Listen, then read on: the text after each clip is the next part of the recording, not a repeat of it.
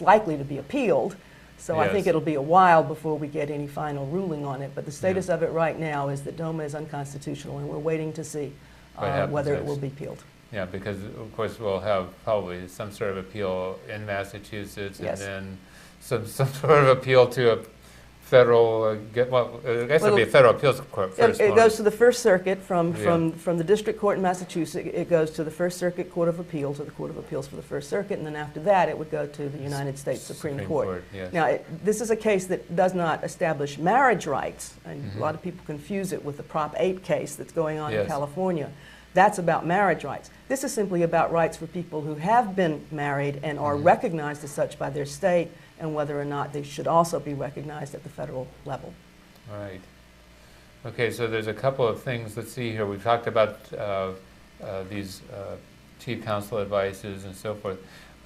We mentioned, that it may have a broader impact. And when you read them, you can see that they anticipated that people were going to be relying on these rulings, because they did talk about amended returns. Yes, in fact, they tell people you can file amended returns back to the year 2007, splitting your community income. And in most cases, people ought to consider doing that, because especially if you have uneven earners in the couple. If you have one earner of $200,000 and one is making $50,000 even, it's likely that if they split that $150,000 of income between them, they will save taxes. One partner will pay higher taxes, the other partner will pay substantially lower taxes, and it usually comes out as a win for the couple.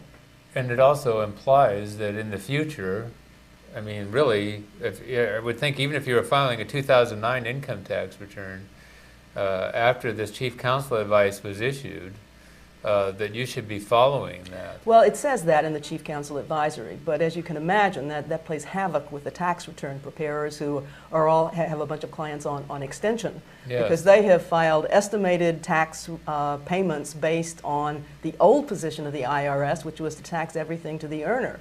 And so it's not going to come out right if they suddenly split everything 50-50. When I called the Chief Counsel office and asked them about that, they said that if you were on extension, if you were filing for 2009, you could file either way.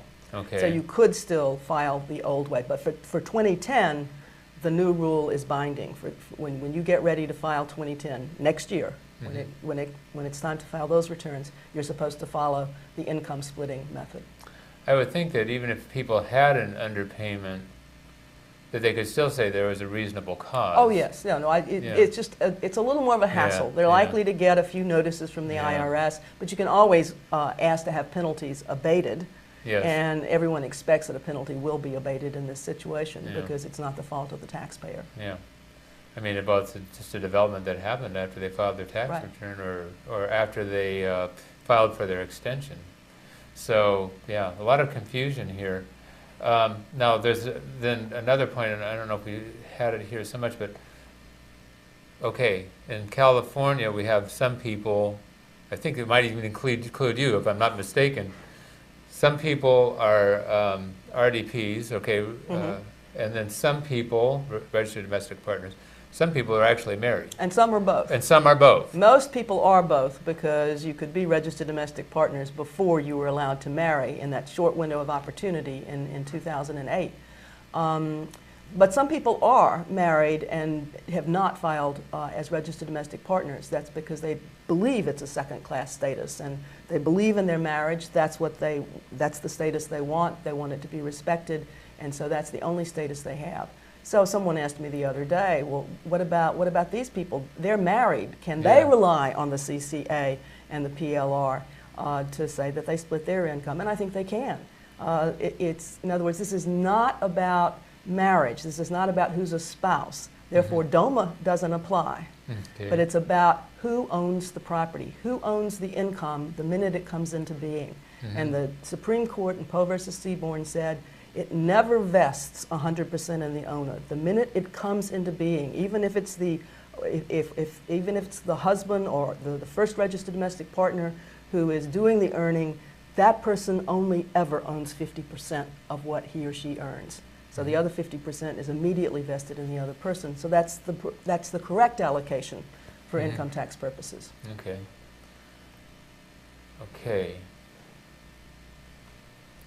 Now,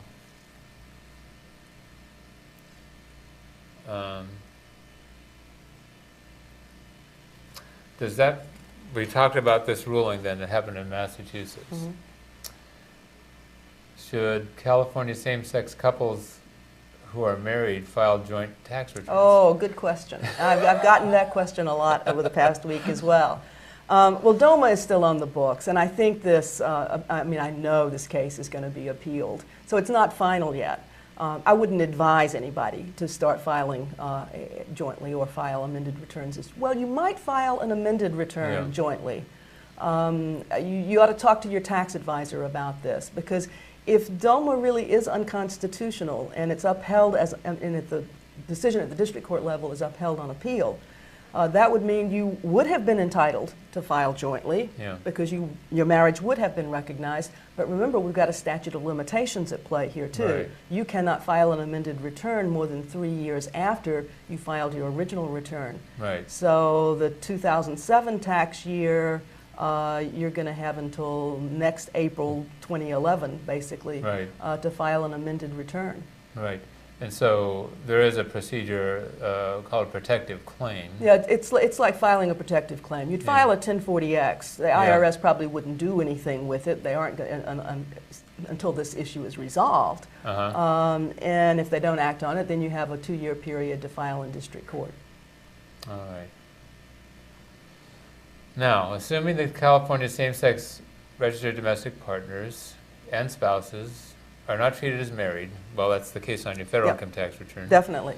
How will this new ruling on community income affect their income tax liability? Okay. Now, there's some confusion here because no one's used to splitting income and being treated, having their relationship recognized for community property purposes.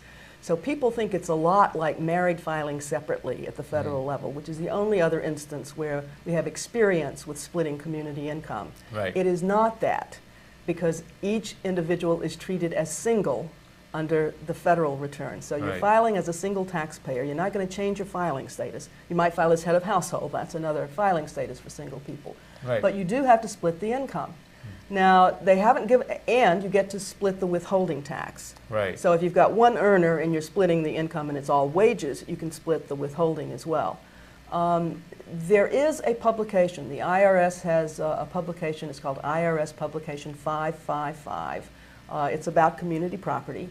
It applies to spouses, but it's worth going and reading that. You can get it off the web. It's worth going and reading because it tells you what the basic rules are. What you're going to have to do is use a spreadsheet. They call it an allocation worksheet or a sample allocation worksheet in the publication. And you list all the forms of income and deductions. And then those that are community, you're going to split it 50-50 between the two partners. And those that are separate are going to stay with the same individual. And then you have to adjust the 1040 accordingly.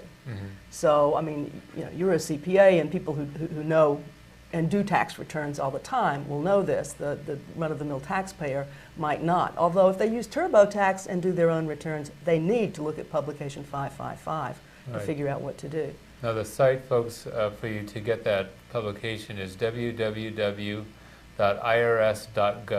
And then there's a little tab that you'll see on the upper left that says Forms and Publications. That will take you to the place where you can find those forms and publications. You can also just Google IRS Publication 555, and it'll take you right to it.